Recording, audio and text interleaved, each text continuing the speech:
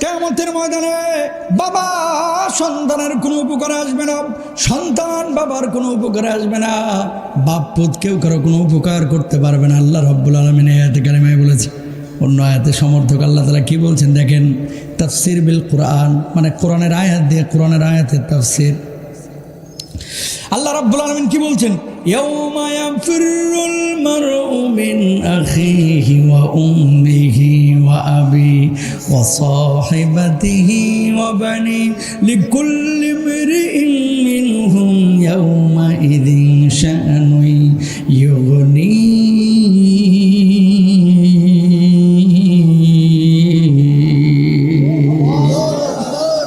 আমার আল্লাহ রাব্বুল আলামিন বললেন, ভাই ভাইয়ের থেকে পালাবে, বাপ সন্তানের থেকে পালাবে, সন্তান মায়ের থেকে পালাবে।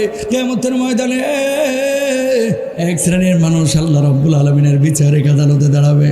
আল্লাহ বলবে, ফেরেশতারা রে, এদের আমলগুলো চেক করো। ফেরেশতারা বলবে, আল্লাহ দুনিয়ার জিন্দেগিতে নামাজ পড়েছিল, আল্লাহ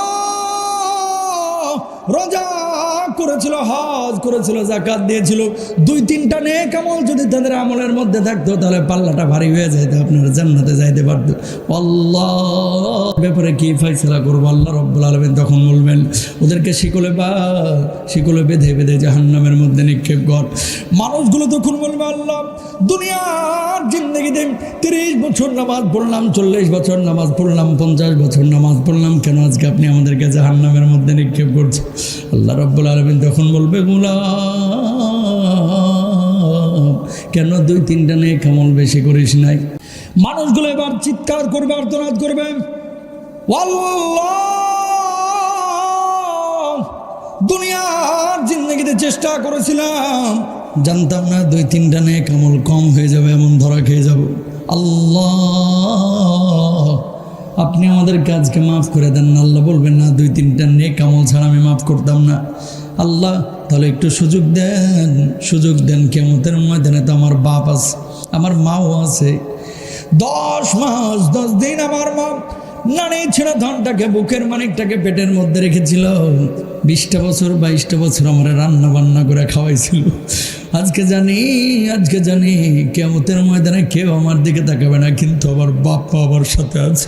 আল্লাহ একটু পারমিশন দেন, আমার বাপের থেকে 2-3টা নেক আমল আমি নিয়ে আসবো, আর নিয়ে আসার পরে হাসতে হাসতে আল্লাহ জান্নাতে চলে যাব। আল্লাহ রাব্বুল আলামিন তখন বলবে, গোলাম আজকে তোর বাপ মা তোর চিনবে না, আজকে তোর বাপ মা তোর চিনবে না। আল্লাহ একটু সুযোগ দেন না, আল্লাহ তখন সুযোগ দিবে। এবার এই মানুষটা দৌড়ে বাপের কাছে যাবে, আব্বা দুনিয়ার জিন্দগিতে হাড় ভাঙা পরিশ্রম তুমি করেছিলা, দুনিয়ার জিন্দগিতে বহু পরিশ্রম তুমি আমার জন্য করেছিলা। ও আব্বা আজকে 2-3টা নেক আমলের কারণে তুমি ধরা খেয়ে গেছি, একটু দাও না তোমার আমল নামা থেকে 2টা নেক আমল। বাপ বলবে, সন্তান আজকে আমি তোরে চিনব না, আজকে আমি তোরে চিনব না, তুই তোর পথে হাঁট, আমি আমার পথে হাঁটলাম। আমি নিজেই জানি না আমার কি অবস্থা হয়। আমি বাবা দুনিয়ার জিন্দগিতে তোর জন্য কি করেছি, কিন্তু আজকে কিয়ামতের ময়দানে আমার আমল থেকে একটা আমলও তোর দিতে পারবো না। আল্লাহু আকবার। এবার মায়ের কাছে যাবে, বলবে, মা দুনিয়ার জিন্দগিতে 10 মাস 10 দিন পেটের মধ্যে রাখছিলাম, ও মা আমার রান্না বান্না করে খাওয়াইছিলাম, আমার জন্য বহু কষ্ট করেছিলাম। ও মা দুনিয়ার জিন্দগিতে তোমার কোনো হক আমি আদায় করতে পারি নাই। আল্লাহর দোহাই লাগে 2-3টা নেক আমল আমার দাও না, আজকে আমি আল্লাহর জান্নাতে যাইতে চাই, কিন্তু সুযোগ পাচ্ছি না। মা সেদিন বলবে, বুকের মানে নারী ছেড়া ধর, 2-3টা নেক আমল কেন একটা আমল তোরে দিতে পারবো না, কারণ আমি নিজেই চিন্তিত আমার কি হয়।